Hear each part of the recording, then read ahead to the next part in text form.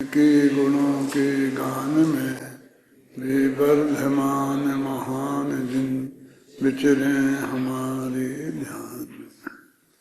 ये 99वीं गाथा चलेगी।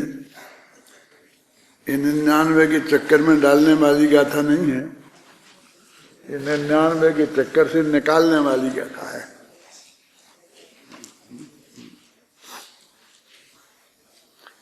इसमें वो महत्वपूर्ण बात दी गई है जो क्रमबद्ध पर्याय की सिद्धि में बहुत काम आती है।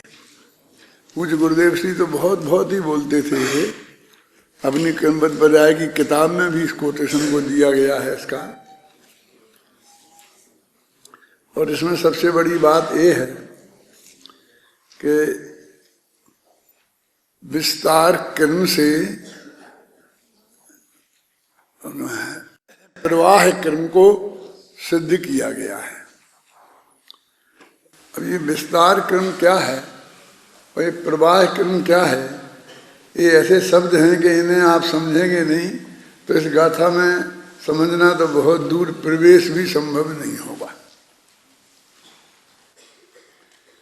द्रव्य की चौड़ाई को माने प्रदेशों को विस्तार कहते हैं और द्रव्य की लंबाई यानी पर्यायों को दूसरा शब्द क्या था, प्रवाह कहते हैं। प्रवाह माने बहना। अनादिकाल से अनंत काल तक ये द्रव्य नृत्य बहता चला जाता है। अब ऐसे समझना कि गंगोत्री से गंगा निकलती है और बंगाल की खाड़ी में पहुंचती है, तो वो वहां से जो निकली तो जितना भी 1500 किलोमीटर का जो रास्ता है वो एक सुनिश्चित रास्ता है, बना हुआ पुराना। वो हर पानी उस रास्ते से गुजरेगा।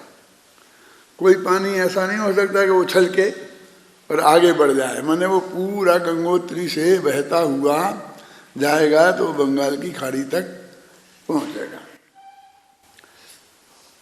तो वो बह रहा है तो जिन जिन प्रदेशों में जाएगा, जैसे यूपी में जाएगा, बिहार में जाएगा, जहाँ जहाँ जाएगा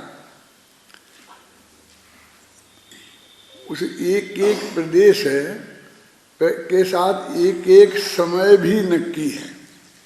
ये क्या कह रहे हैं, क्या कहना चाहते हैं कि वो जो एक समझ लो कि एक पर्टिकुलर पानी को हमने पकड़ा, एक लोटा पर्टिकुलर पानी है, तो वो अभी गंगोत्री से निकला 8 बजे, तो वो 8:01 पर कहाँ होगा, 8:02 पर कहाँ होगा, 8:03 पर कहाँ होगा। ऐसे यदि मान लो वो 24 घंटे में पहुँचता है तो वो किस समय कहाँ होगा ये भी बिल्कुल नक्की है। यदि वो गणित हम जानते हों, समझे ना, तो वो हमारी समझ में आ सकता है कि इस वक्त वो कहाँ होगा। आप जानते हैं कि ये आकाश में प्लेन उड़ता जा रहा है शत्रु का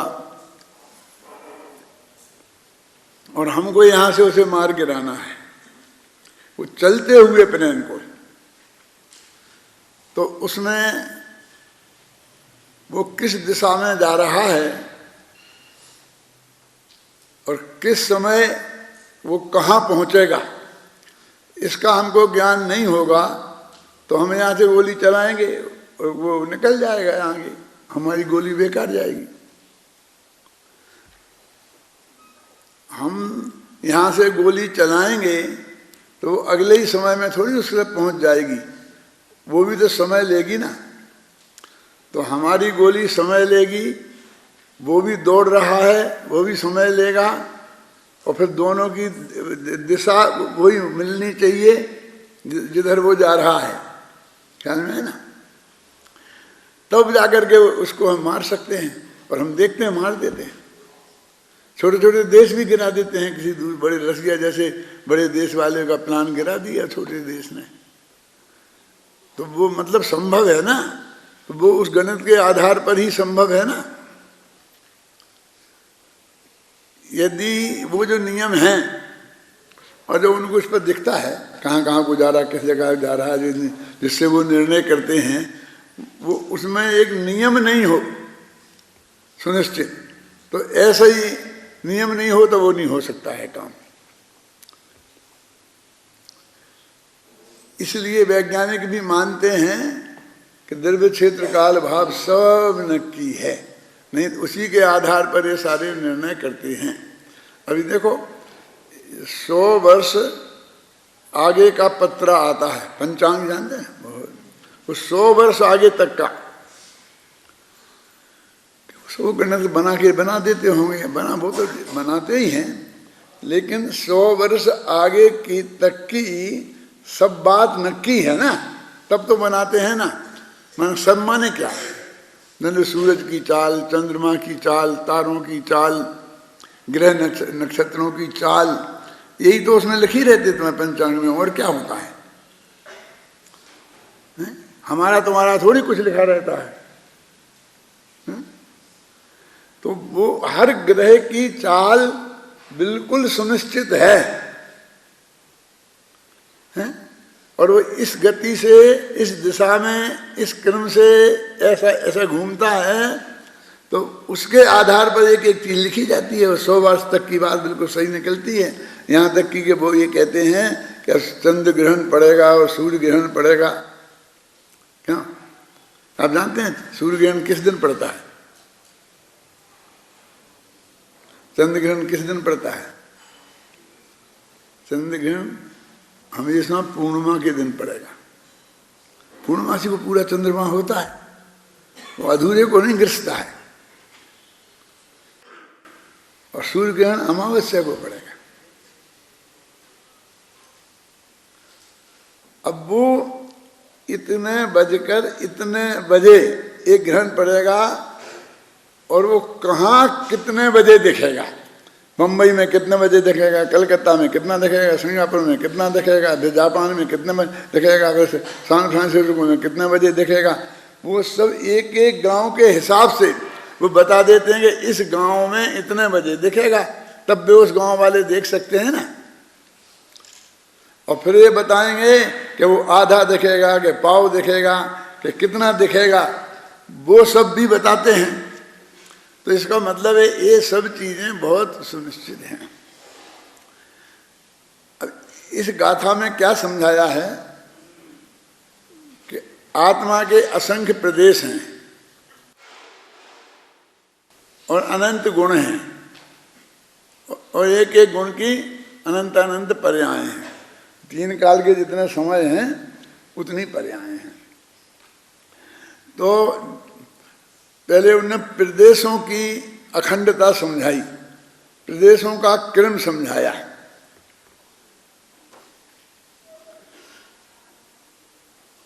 पहले हम उसे आकाश द्रव्य पर समझे, फिर अपन पढ़ भी लेंगे, घबराना नहीं।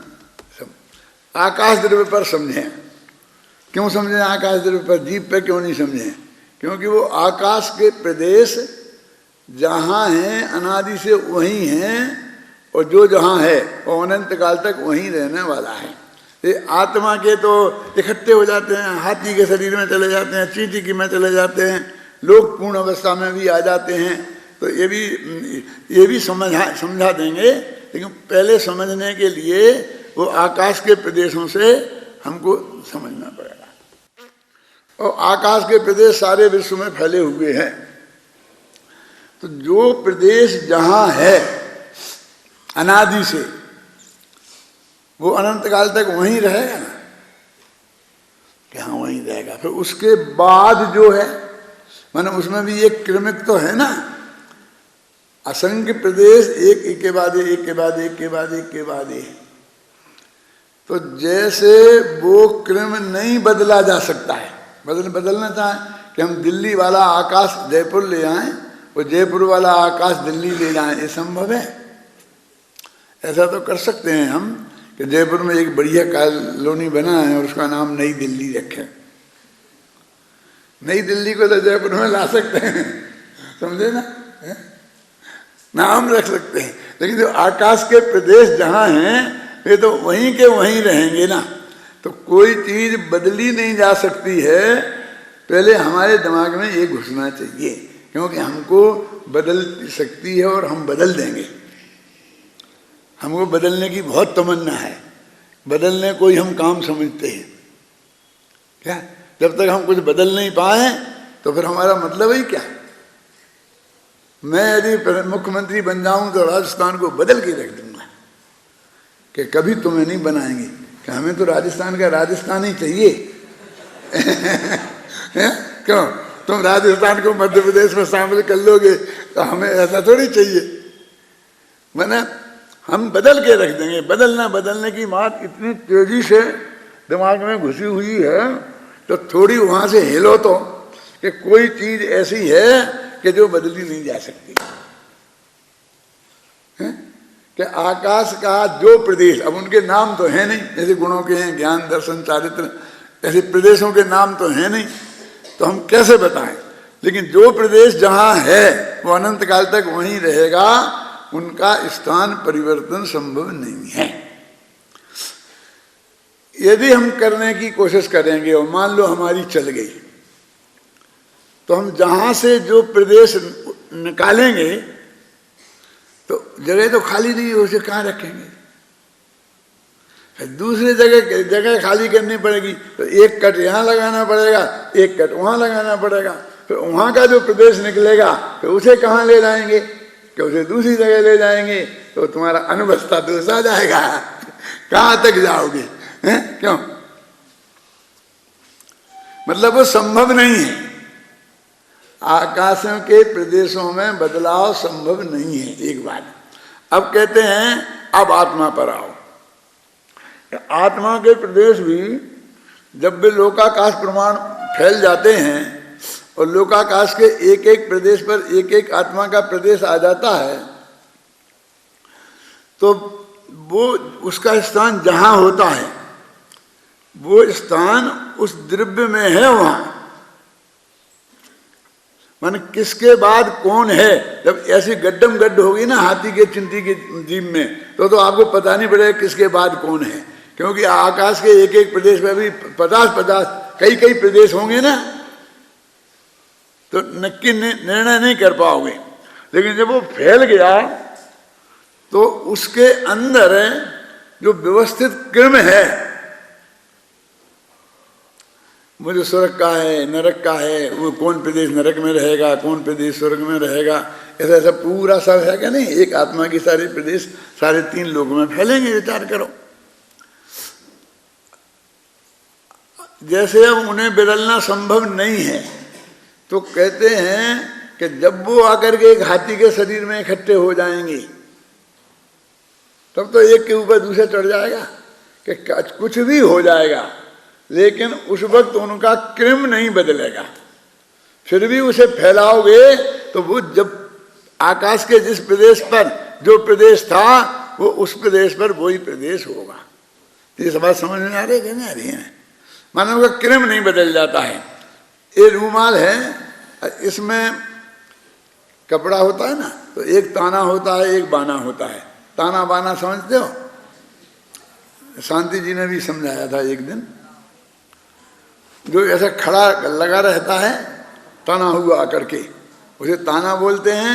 और जिससे बुनते हैं ऐसा उसे बाना बोलते हैं, बुनने वाला। तो ये इनका यहां से एक क्रम नक्की है ना। अब इनके नाम रख लो, चाहे तुम जो जितने एक एक सूत्र का नाम रख लो। अब वो जिस क्रम में है तो इसको मैंने ऐसा कर दिया तो क्रम बदल गया होगा। इतनी सी बात है कि वो कितना ही वो हो जाए, लेकिन अंदर से उनका क्रम नहीं बदलेगा। जिसके बाद जो होगा वो ही होगा। नहीं तो क्या गड़बड़ हो जाता। जैसे हमने कोई साड़ी बना रहे हैं तो हमने एक किनारी बनाने के लिए कोई अलग धागा डाला है, बीच बीच में कोई फूल बनाने के लिए अलग धागा डाला, ऐसे डालते होंगे, कुछ ना कुछ करते होंगे ना ऐसा उसमें। तो वो बीच में गड़बड़ हो जाए यदि यहाँ वहाँ कुछ भी करने से, तो फिर वो सब फूल मिट जाएंगे, धारियाँ नहीं रहेंगी, सब गड़बड़ हो जाएगा ना। घड़ी करके सारी जब उसमें सूटकेस में रखेंगे तब अलग फूल होंगे उसमें, और जब निकालेंगे तो फिर अलग हो जाएंगे। तो आपको पक्का भरोसा है ना कि उनका स्थान परिवर्तन नहीं होगा। तो जैसे वो कैसे ही पोजीशन में हो जाए, उनका वो क्षेत्रगत स्थान जो सुनिश्चित है, प्रदेशों का जो क्रम, प्रदेशों के क्रम को यहाँ क्या कह रहे हैं? विस्तार क्रम। उसको विस्तार नाम दे रहे हैं, क्यों वो फैल जाएगा ना, लोक पूर्ण हो जाएगा तो वो विस्तार ही कहलाएगा ना। इतना इतना विस्तार में ये फैला हुआ है। जैसे विस्तार में एक क्रम है, उसे बोलते हैं विस्तार क्रम, और उस विस्तार क्रम को बदलना संभव नहीं है। यद्यपि विस्तार क्रम को बदलने का हमारे पास कोई प्रयोजन नहीं है। क्यों नहीं है? क्योंकि उसके बदलने से हमें कोई आत्मा में सुख दुख तो होता नहीं। हमको ऐसा करना, ये नहीं करना, कोई चीज हमें पसंद हो, कोई चीज हमें पसंद नहीं हो, ऐसा तो कुछ है नहीं, समझे ना। इसलिए वो बदल भी जाता तो हमें क्या फर्क पड़ता, लेकिन हमें तो ये समझाना है कि वो बदलता नहीं है, क्योंकि वस्तु का स्वरूप ऐसा है कि वो अनंत काल तक वो उनका जो क्रम है वो वैसा ही रहेगा। ये विस्तार क्रम को समझाने की बात हुई। मैंने प्रदेशों का क्रम वस्तु में एक सुनिश्चित है, आप समझेंगे ना। अब ये कहते हैं कि अनादिकाल से अनंत काल तक जो पर्याय हैं, तो एक एक समय में एक एक पर्याय है, तो उनका भी एक क्रम व्यवस्थित है कि जिस समय में जो पर्याय होनी है उस समय में वही पर्याय होगी।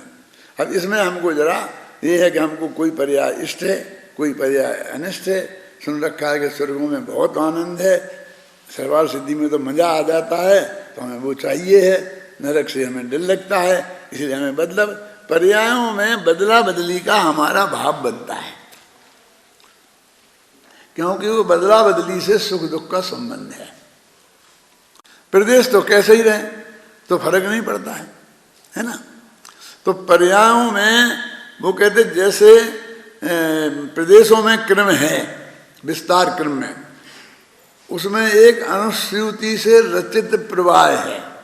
ये अनुश्रुति से रचित प्रवाह क्या है ये भी आपको समझना पड़ेगा, नहीं तो कुछ समझ में नहीं आएगा। ये श्रुति क्या है? अनुश्रुति। ये जो इसमें डोरा है ना, डोरा, और जो सुई से डाला जाता है उसको बोलते हैं अनुश्रुति। माने सुई से डाला गया दो डोरा, वो इसको हमने सी दी दो कपड़ों को आपस में। ऐसी आदिकाल से लेकर और अनंत काल तक की जो पर्याय हैं वो एक डोरे में पिरोई हुई हैं। यद्यपि इसमें मोती की माला दी है, और मैं जब समझाता हूं तो मैं ये कहता हूं कि मोती की माला संगमरमर की माला लो, संगमरमर के मोती बनाओ। क्यों? जब वो मैं समझाऊंगा तब बताऊंगा क्यों। वो उसमें वो सूत मन ऐसे मोती के जो सूत में पिरोए हुए हैं, उन्हें बोलेंगे अनुस्यूत। समझ में आई ना। तो ऐसे वस्तु का स्वभाव में एक सूत है जिसका नाम है द्रव्य। वो द्रव्य नाम के सूत में प्रत्येक जो पर्याय है ना, उत्पाद व्यय जो होती हैं, वो उसमें बिल्कुल पिरोई हुई हैं। अब डोरा उसमें तो ये अलग अलग होती है ना, कभी डोरा टूट जाए तो सब बिखर जाए, ऐसा कभी बिखरने वाली नहीं है। इसलिए मैं कहता हूँ वो संगमरमर की डोरा, संगमरमर की पर्याय, माने उनके बीच में गैप नहीं होना चाहिए। ये दोनों उंगलियां बिल्कुल मिली हैं, इनके बीच में कोई गैप नहीं है। ये नहीं आए समझ में तो वैसा समझना, जैसे सरल लेखा में लंबाई होती है और चौड़ाई नहीं होती है, मोटाई नहीं होती है, उसको कौन 4 नंबर की पेंसिल से लेन खींची जाती है ना, 4 4H आजकल चलती कि नहीं चलती है, वो हमारे ज़माने में 4H नाम की एक पेंसिल आती थी, उसमें 4H लिखे रहते थे, तो बहुत बारीक नोक उसकी हो जाती थी। तो उसे खींच, मतलब उसमें मोटाई आनी नहीं चाहिए, प्लेन खिंच जाए और मोटाई नहीं आए, कैसे हो सकता है? यदि बहुत मोटी पेंसिल से करेंगे तो बहुत बड़ी खिंच जाएगी, तो उससे खींचते थे, इसमें चौड़ाई हो ही नहीं। माने उन दोनों पर्याय दो अलग अलग तो हैं, वे एक दूसरे से जुड़ी हुई हैं, लेकिन वे अनुस्यूति से रचित प्रवाह में जुड़ी हुई हैं। मतलब वे अलग नहीं हो सकती, ऐसी जुड़ी हुई हैं। नहीं हो सकती एक ही कहो ना कि नहीं है, अलग अलग है। समझ में ना? अनुस्यूति से रचित उनके बीच में एक प्रवाह है। तो अनादिकाल से लेके अनंत काल तक अब वो एक उनकी पूरी व्यवस्था बनी हुई है प्रत्येक द्रव्य की। किसने बनाई, ये हमारे यहाँ समस्या नहीं है, ईश्वरवादियों के यहाँ ये समस्या है कि वो अनादिकाल से ही बनी हुई है। अब हमारी बात तो सिर्फ यहाँ से शुरू होती है। उसे जो आपने कल परसों पढ़ा था ना, जो अनादि होता है उसे सिद्ध करने की जरूरत नहीं होती, वो तो अपने आप सिद्ध होता है। समझे नहीं? तो ये सिद्ध है कि वो, अब हम चाहते कि पर्याय बदल जाए, तो हमने कहा बदल जा रही है तो ठीक है, तुम बैठो शांति से और हम कोशिश करते हैं क्या हो सकता है। कि कौन सी पर्याय बदलनी है? जो 10 साल पहले हुई थी, तुम बच्चे थे और जब खेल रहे थे तो चोट लगी थी और वो खून निकला था, अस्पताल में ले गए थे, वो बदलनी है? कौन बदलनी? बोला कि वो तो हो गई है, उसको क्या बदलें? चलो बंद थर्ड समस्या तो निपटी कि भूतकाल की कोई पर्याय बदली नहीं जा सकती है, रिकॉर्ड में से निकाल दे। बोलते हैं लोकसभा में कोई गाली बक देता है ना, तो झगड़ा होता है कि लोकसभा में ये गाली नहीं बकी जा सकती है। वहाँ कानून बनाया कि कौन कौन शब्द हैं वो संसदीय हैं और कौन से शब्द संसदीय नहीं हैं। किसी को बदमाश कह सकते हैं कि नहीं कह, इसने कि एक बात कि आप किसी को बदमाश नहीं कह सकते, वो बदमाश हो भले ही अब कोई कह देता है, क्योंकि हरेक को तो पता नहीं है कि ये संसदीय शब्द है कि नहीं, वो डिक्शनरी हरेक ने तो पढ़ी नहीं है, लट्टे छाप पहुंच जाते हैं वहां, बक देते हैं कुछ भी। तो फिर क्या इलाज है? तो एक ही व्यवस्था है कि इसे संसद की कार्रवाई से निकाल दिया जाए। तो संसद की कार्रवाई का जो रिकॉर्ड बनता है ना, और जो हजारों वर्ष तक सुरक्षित रहेगा, कभी देखना होगा तो निकालेंगे, तो उसमें से निकाल दिया जाए। मैंने उसमें नहीं रहे, ये बदमाश शब्द नहीं रहे उसमें कि फना आदमी ने बदमाश कहा था, कि संसद में के उसमें से निकाल दो। तो ऐसे यहाँ कोई व्यवस्था नहीं है कि रिकॉर्ड में से भी नहीं निकलेगी। वो भूतकाल की जितनी पर्याय हैं वो सब रिकॉर्ड हैं, कभी काम आ सकती हैं कि हाँ देखी जा सकती हैं। ये पुरानी फाइलें हैं ना 25-50-100 वर्ष की, तो फाइलें देखी, सुभाष चंद्र बोस कैसे मरे थे, फाइलों में दबा है, तो फाइलें में से निकाल के देखा जा सकता है। लेकिन आज तक निकाल के किसी ने देखा नहीं, कि देख लें तो राजनीति कैसे करेंगे?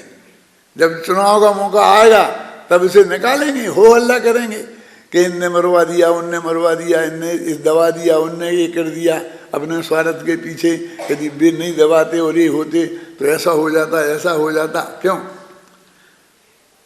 अब साहब लंदन में मिला है, उनने कहा कि एक प्लेन क्रैश हो गया था, उसमें उन्हें चोट आ गई थी, उस चोट के कारण वो मरे हैं, ऐसा रिकॉर्ड वहां मिल गया है? लंदन में।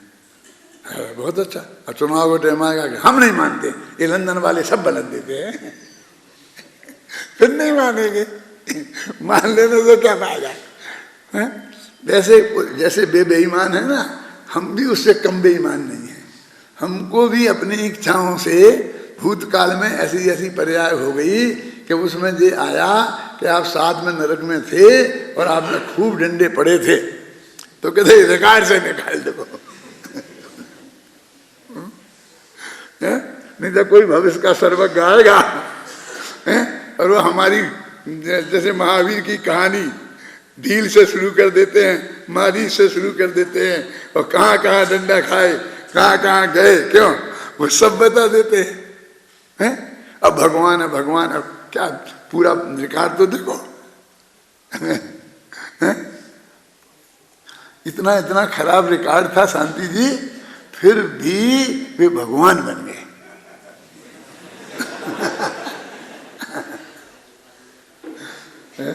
पुराना रिकॉर्ड खराब होने से वर्तमान की पर्याय में कोई फर्क नहीं पड़ता। ये बताना चाहते हैं कि ये दोनों पर्याय बिल्कुल पृथक पृथक हैं। ये पृथकता सिद्ध कर रहे हैं उनकी, क्या समझे ना? इसलिए हम महावीर की पर्याय की पूजा भी करते रहेंगे और मारीच की पर्याय की निंदा भी करते रहेंगे। हम दोनों काम करेंगे कि उन पे बिल्कुल जुदी जुदी हैं। तब कहेंगे भैया तुम्हें पर्याय दृष्टि को जरा गौण करो और द्रव्य दृष्टि निकालो। वो द्रव्य दृष्टि में निकला कि ये आत्मा, वो मारीच का जो आत्मा था वो ही आत्मा है। क्यों? तो वो थोड़ा राग द्वेष कम हो जाएगा कि नहीं हो जाएगा? इसलिए द्रव्य दृष्टि करने को बोलते हैं और पर्याय दृष्टि को निकालने को बोलते हैं। तब भूतकाल का काम तो निबट गया, क्योंकि अब बदला बदली तो नहीं हो सकती। रिकॉर्ड की बात जाने दो, लेकिन अब वस्तु में जो हो गया वो तो हो गया। अब कहते हैं भविष्य की, तो बहुत से लोग तो मानते हैं भविष्य के भी नक्की नहीं है, तो उनके यहां भी बदला बदली की बात कहां रही कि हम बदल दें? तो वे तो ये कहें कि हम अब जैसी चाहें वैसी पर्याय लाए, हम अपनी हम बनाए, हमें बनाना है। भविष्य की तो नक्की है ही नहीं। वर्तमान तो एक समय का होता है, तो वो जो कुछ है सो आ ही गया है। तो ये बता रहे हैं कि भविष्य की भी सब पर्यायें मोक्ष तक जाने की सब नक्की हैं, और फिर वहां अनंत काल तक वैसी की वैसी पर्यायें होती रहेंगी, ये भी नक्की है। यदि सब नक्की नहीं होता तो हम ये कैसे कह सकते थे कि एक बार मोक्ष हो गया तो फिर लौट के संसार में नहीं आता? हम तो बुला लेते, पारसनाथ को तो बुला ही लेते, एक बार तो आना पड़ेगा। और सोते हुए भारत को नहीं बुलाते तो सपने में बुला लेते कि भगवान आ गए और उन्होंने मेरे से ऐसा कहा, ऐसा कहा। कि सपनों को तो हमें कोई नहीं रोक सकता है ना। तो वो कहते हैं भविष्य की जो अनंत अनंत पर्याय हैं वो एक एक समय में बिल्कुल सुनिश्चित हैं। एक एक गुण की देखो, ध्यान देखो कितना कितना बड़ा काम है। अनंत तो द्रव्य, जीव ही अनंत है, पुद्गल उससे अनंत गुण है। कितने द्रव्य हुए सोचो, फिर एक एक द्रव्य में अनंत अनंत गुण, और एक एक गुण में अनंत अनंत पर्याय। तो कितनी पर्याय हुई? हर द्रव्य की, हर समय की पर्याय नक्की है कि ये समय कौन होगी। अब तुम कहे हमें तो बदलने का अधिकार नहीं थे। यदि इतनी व्यवस्था देखो तो ये ऐसे घबराहट होती कि हाय राम इतना को धुने को बने। और यदि बदलने का काम भी फिर शुरू हो जाए तो क्या होगा बोलो आप? हैं? चुनाव में वोटर लिस्ट बन रही है, और जिस तरह की बन रही है, जितने जल्दी चुनाव है उस वक्त जा करके कि वोटर लिस्ट को फाइनल करना ही मुश्किल हो रहा है। अब तुम कहोगे उसमें बदला बदली करो, तो भैया वो नहीं हो सकता किसी कीमत पर। समझ रहे हैं? माने एक काम अपने आप में कितना है, तो उसमें अभी क्या साहब एक जरा सी बात है कि मेरी जो वो मोक्ष नाम की पर्याय है ना मेरे में, कि हाँ हर भव्य जीव में है, तो उस मोक्षनाथ की पर्याय को जरा जल्दी ले आओ, बस मैं अगले ही भव में चला जाऊं। इस रूम में क्यों नहीं जाना चाहता है? इस रूम में जाऊंगा तो मरना पड़ेगा ना, अभी मैं मरना नहीं चाहता है? क्यों? तू तो कहता हम अभी भेज दे कि नहीं अभी तो नहीं। तो उससे मोक्ष की पर्याय जिस समय है उसे वहां से तोड़ना पड़ेगी। एक कट तो द्रव्य में वहां पड़ जाएगा, फिर जहां तुझे चाहिए यहां एक कट लगाना पड़ेगा, वहां जोड़नी पड़ेगी। वहां जो जगह पर्याय होगी मानो गधे की पर्याय है, तो उस गधे की पर्याय को कहां ले जाएंगे? ये आता किसी गधे की समझ में कि नहीं है कि ये पर्यायों के सिलसिले तो एक सेकंड में कह रही कि बदल सकते बदल नहीं सकते।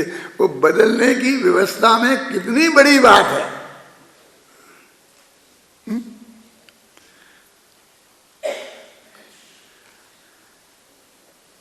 तो वो संभव नहीं है। तो कहते हैं विस्तार क्रम का, प्रदेशों के विस्तार क्रम का जो प्रवाह है उसमें जैसे एक एक प्रदेश के स्थान को बदला नहीं जा सकता, उसी प्रकार प्रवाह क्रम में जो पर्यायों का जहाँ जो स्थान है उसको किसी कीमत पे बदला नहीं जा सकता। ये वस्तु का स्वभाव है। ये प्रकरण जो चल रहा प्रवचन सार में, वस्तु के उत्पाद व ध्रुव का परिणति का स्वभाव क्या है। द्रव्य तो अनादि अनंत एक से ही है, उसमें तो कोई बदला बदली का काम नहीं है, गुणों में भी नहीं है, तो वहां तो झगड़ा खड़ा ही नहीं होता है। अब पर्याय बदलती है तो जो बदलता है हम उसके पीछे पड़ते हैं। एक ऑफिसर के बारे में ऐसा सिद्ध हो कि जे किसी कीमत पर गलत काम नहीं करेगा, ना घूस लेगा, तुम राज्य सौंप दो तो नहीं लेगा, ना तरक्की लेगा, ना सिफारिश लेगा, प्रधानमंत्री का फोन आए तो नहीं होगा, तो वो बहुत आराम से जिंदगी जीता है, मुझे कोई परेशान नहीं करता। एक सच्ची घटना है, अपना ही पड़ोस है नहीं, ये इस तरफ कौन सा है वो अपना कंबर भवन के आगे का, उस फ्लैट में एक ऑफिसर आए थे, संचेती थे नाम था उनका, संचेती। वो बिजली डिपार्टमेंट के सबसे बड़े राजस्थान के ऑफिसर थे और केंद्र से आए थे, क्योंकि बिजली डिपार्टमेंट में बहुत गड़बड़ियाँ चल रही थी, तो उन जैसा कड़क ऑफिसर चाहिए था। तो केंद्र से उन्हें भेजा गया था कि यहाँ के सारे बिजली डिपार्टमेंट को ठीक करना। वो संचेती थे, मैंने देखा श्वेतांबर जैन थे, और वो यहाँ घूमने जाया करते थे, पति पत्नी दोनों, कभी अकेले भी जाते थे, हाथ में एक डंडा लेकर छोटा सा, यहाँ घूमने जाते थे, हमको घूमने में मिलते थे। भी बनारसी दास के बहुत भगत थे, तो बनारसी दास का नाटक समय सार बहुत पढ़ा करते थे, उन्हें गाते थे, उन्हें अच्छा लगता था, अपने घर में रखा हुआ था। तो उन्हें ये मालूम पड़ा कि ये संस्था है और ये भी बनारसी दास की भगत है, और ऐसे सब बातें मालूम पड़ी, तो इनको बादशाह भाव हो गया, हमारा उनकी थोड़ी दोस्ती हो गई। मिलते थे, घूमने में ही मिलते थे, ज़्यादा हम उनके घर गए हों कि भाई हमारे घर आए हों ऐसा ज़्यादा नहीं हुआ, क्योंकि उस टाइप के नेचर के ही आदमी नहीं थे, उनसे कोई आदमी मिलता ही नहीं था, बोलता ही नहीं था। मैं ये बता रहा हूँ कि कितना आराम है इसको स्वीकार करने में कि बदल नहीं सकते। तो अपने दो आदमी थे, एक विज्ञान चंद जी भारल है ना, यहाँ रहते हैं, शाम सुना होगा तुमने, वहीं बापू नगर में ही रहते हैं। ये भी बिजली डिपार्टमेंट में बहुत बड़े ऑफिसर थे। और एक सोहनलाल जी, ये प्रमोद जी है ना, उनके ससुर, वे भी एक ऑफिसर थे, मतलब थोड़े थे, छोटे थे। ये दोनों अपने मिलने वाले खास मित्र थे। तो ये आए कि साहब ऐसा हो गया, ऐसा हो गया, ऐसा हो गया, वो सब संचेती जी के हाथ में है। बहुत बातें करी, तो मैंने कहा संचेती जी से कुछ कहना है? बोला कुछ कहना हो संचेती जी से, मैं नाम ले लेके बता रहा हूँ सबके, हो सकता है सभी जिंदा होंगे अभी। समझ, वे संचेती जी भी होंगे, रिटायर्ड हो गए होंगे, कहीं बैठे होंगे। तो है नहीं बिल्कुल, आप नाम मत ले देना, नहीं तो हमारी खटिया खड़ी हो जाए। फिर न मालूम कहाँ फेंक देंगे। जैसलमेर के किनारे पे पाकिस्तान के दे दिए फिर सिफारिश जिसकी आ गई, बस उसकी अब बहुत दुर्दशा होने वाली है। सिफारिश क्या कहलाया, क्यों कहलाया, वो कुछ नहीं, उससे तो कुछ नहीं कहेंगे। हम कहेंगे संजय दीदी से, वो प्रेम से सुन लेंगे, नोट कर लेंगे, नाम वाम नोट कर लेंगे सब चीज नोट कर लेंगे, फिर उसकी पेशी होगी, फिर उसको ऑर्डर मिलेंगे क्या। तो वो कह मत देना, नाम मत ले देना। उस दिन मुझे समझ में आया कि देखो कितना आराम है कि हमको कोई चेंज नहीं करना, और नहीं तर बस ये बदल दो, इसको बदल दो, यहाँ बदल दो, वो आएगा, उसकी सिफारिश आएगी, फिर उसकी आएगी, फिर हर एक आदमी तो आता है, प्रधानमंत्री की सिफारिश ले आता है। ये रेल में बैठा बैठा एक आदमी को लगता है कि मेरे बच्चे को दूध नहीं मिल रहा है पीने के लिए, तो रेल मंत्री को क्या कर देता है, वो व्हाट्सअप क्या होता तुम्हारा मैं तो नाम भी नहीं जानता, करना बनना तो बहुत दूर। मैंने कहा मेरे फोन में 5000 व्हाट्सएप पड़े हैं, मैंने एक भी नहीं देखा उसमें गिनती आती रहती है और मुझे बार बार इतने पड़े हैं, जब तक हटाओ नहीं वो हटता ही नहीं है, ओके पे दबाओ तो वो हटता है। कभी आपने जान लिए इतने पड़े हैं, आप जान लिए, क्या करें। तो वो आपके यानी हमारा ये क्रमबद्ध पर्याय का सिद्धांत कि इसमें किसी कीमत पर कोई बदलाव हो ही नहीं सकता, इसे कितना बड़ा लाभदायक है, समझे ना। फिर वो आराम से रह सकता है, समय सार का पाठ कर सकता है, बनारसी दास के नाटक समय सार का, आप समझे ना, ये कितने उससे रह सकता है, आप बोलिए। बहुत कुछ अपना भी ऐसे ही नेचर है, इसलिए अपन भी इतने आराम से यहाँ रहते हैं। ये कोई लोग मेरे से कहते हैं कि देखो भाई, मैं कहते देखो गड़बड़ मत करो, मैं यूनिवर्सिटी के विद्यार्थी, यूनिवर्सिटी के हो ना, यूनिवर्सिटी में पढ़ते हो, यूनिवर्सिटी के नहीं कहलाओगे। तो यूनिवर्सिटी के विद्यार्थियों के बीच में रहना, सैकड़ों विद्यार्थी चारों तरफ रहते हो, कोई आसान काम है क्यों? लेकिन मैं रहता हूं शांति से, मुझे कोई डिस्टर्बेंस नहीं होता है? मैंने कहा देखो एक दफे ये मामला बिगड़ा तो फिर बिगड़ा, ऐसे कोई दुनिया की ताकत रोक नहीं सकती है, इसलिए गुब्बारे में छेद मत करो, गुब्बारे को फूला रहने दो ऐसे ही इसी में मजा है। ऐसे ही तुमने पर्यायों के साथ छेड़खानी की तो अनंत आकुलता के अलावा तुम्हारे हाथ में कुछ लगने वाला नहीं। मैंने इस गाथा के संदर्भ में आपको इतना बताया, अब अपन पढ़ते हैं, चलो गाथा पढ़ो।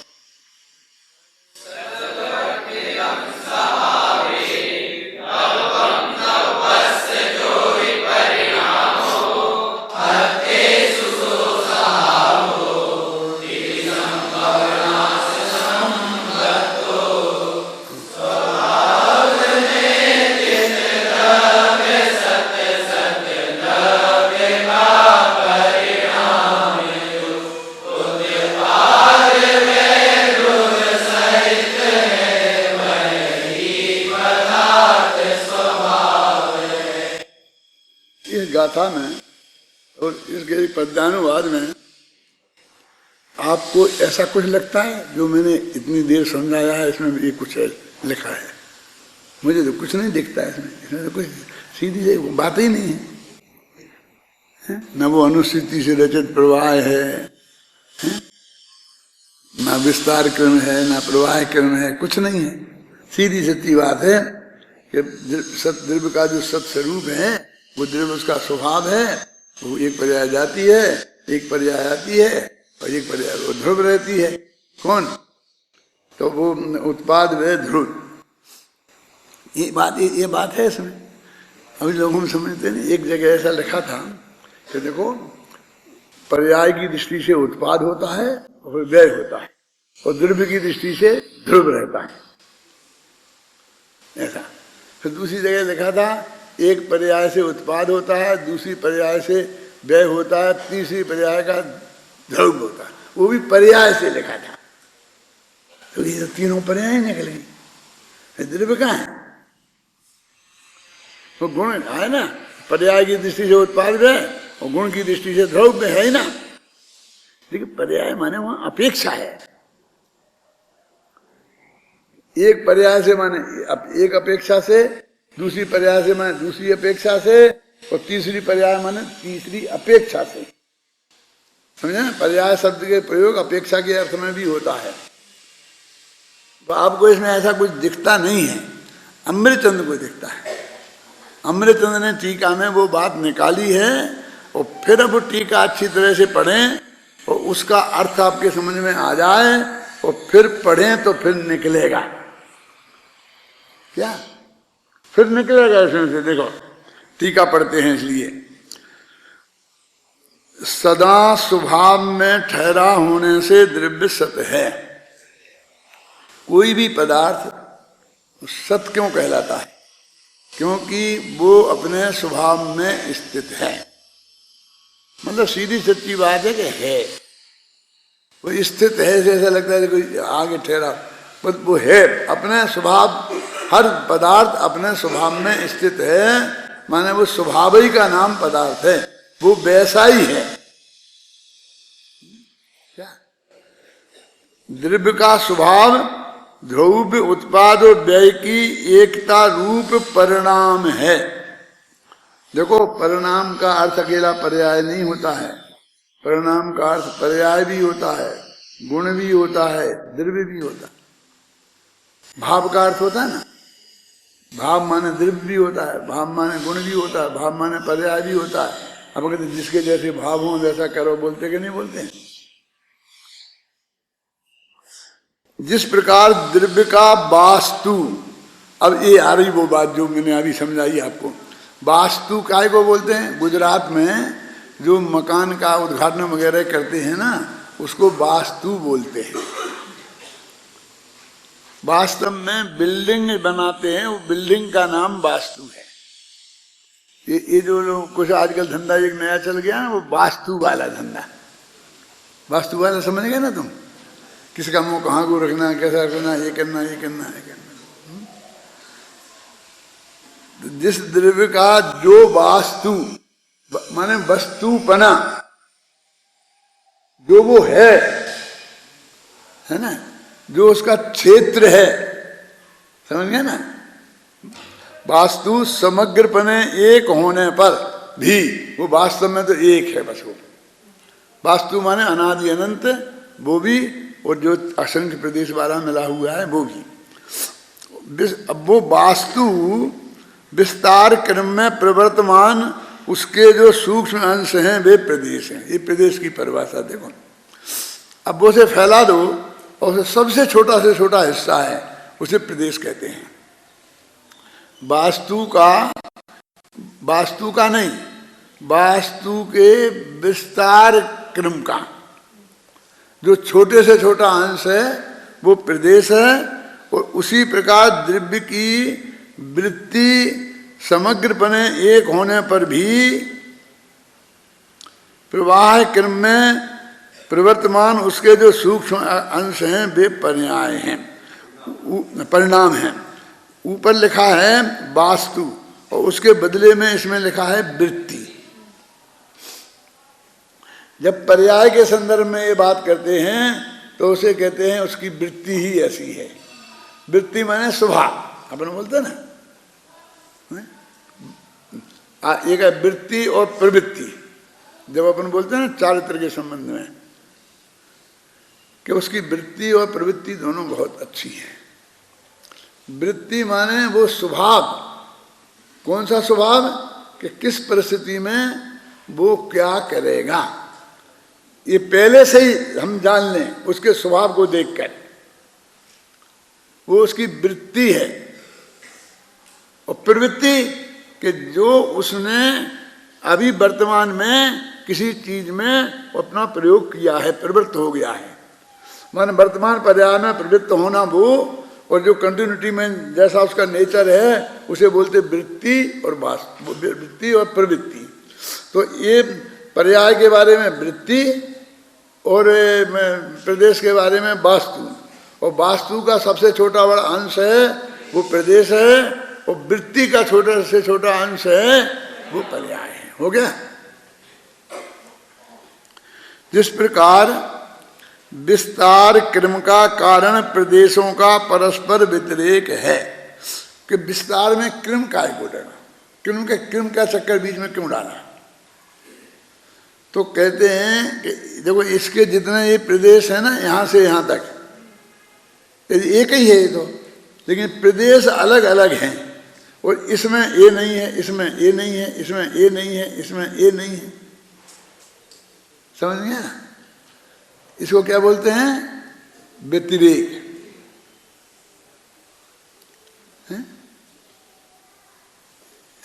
समझ गए वो होगी। हाँ, विस्तार क्रम के प्रदेशों का जो परस्पर व्यतिरेक है, उसमें जितने प्रदेश हैं और वे अंदर में एक दूसरे से बिल्कुल भिन्न हैं, अन्य हैं। उनमें जो व्यतिरेक है ना, याद है तुम्हें? कौन सी गाथा में था वो? अन्वय सु द्रव्य, अन्वय का विशेषण सु गुण, और अन्वय का व्यतिरेक सु पर्याय। 80वीं में गाथा में था ना, द्रव्य पर्याय की परिभाषा।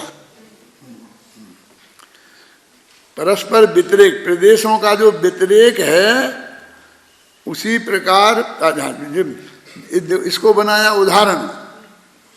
जिस प्रकार विस्तार क्रम का कारण, विस्तार क्रम का कारण क्या है?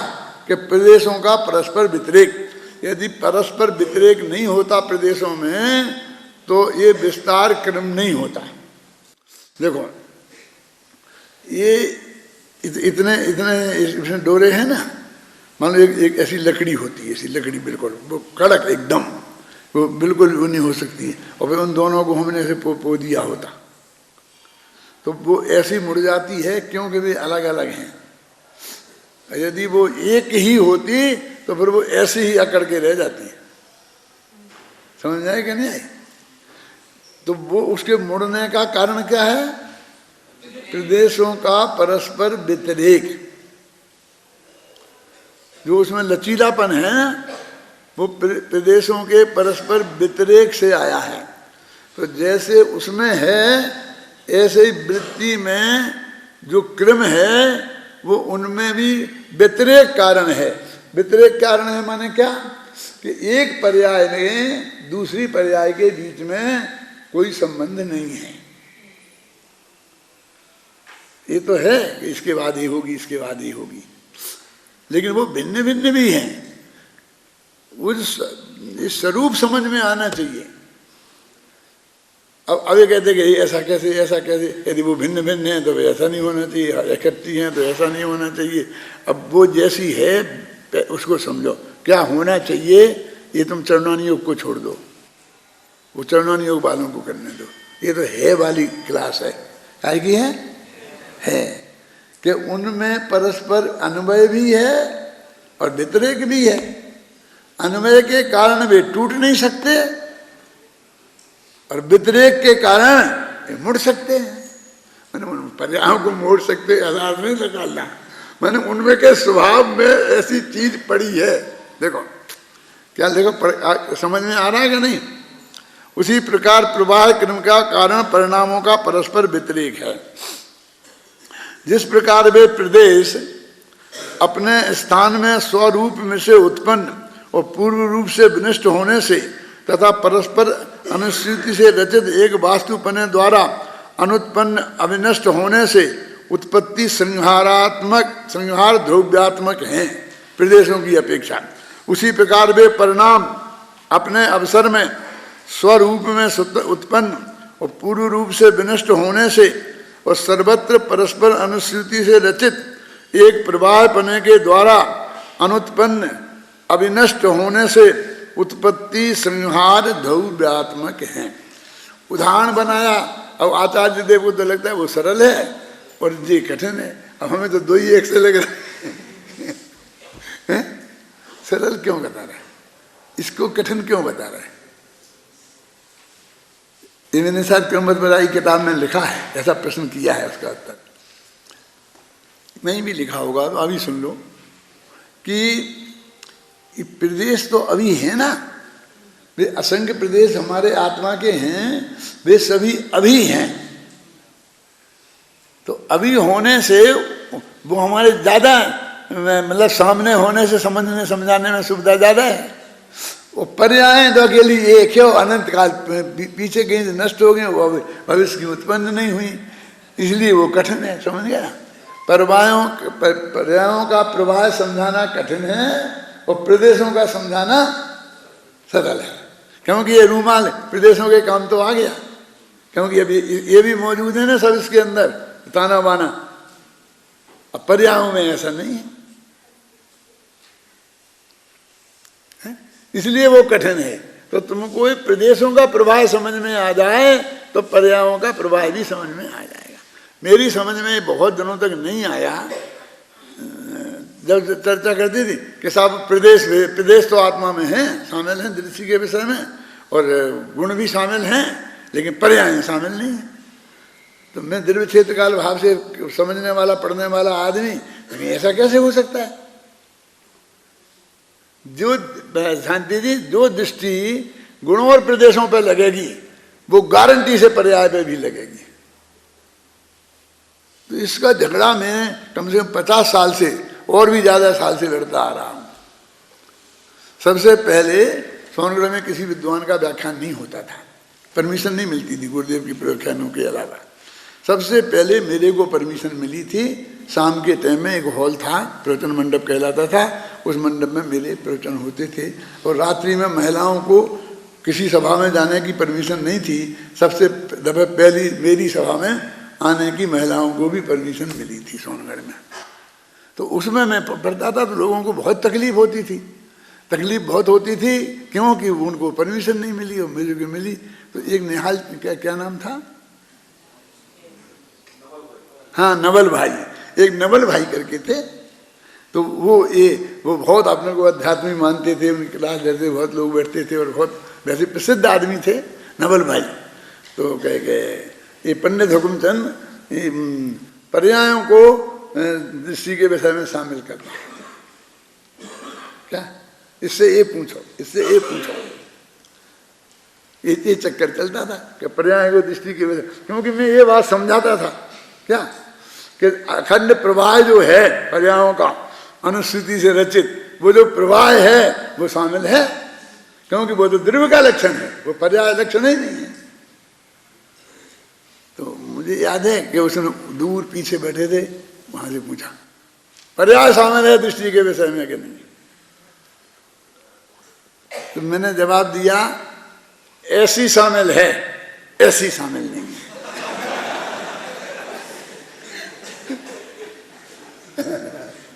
अब लोग कहते ये क्या कह रहा है, क्या कह रहा है, किसी की समझ में कुछ नहीं आया, तुम्हारी में भी नहीं आया होगा, आया कि नहीं आया?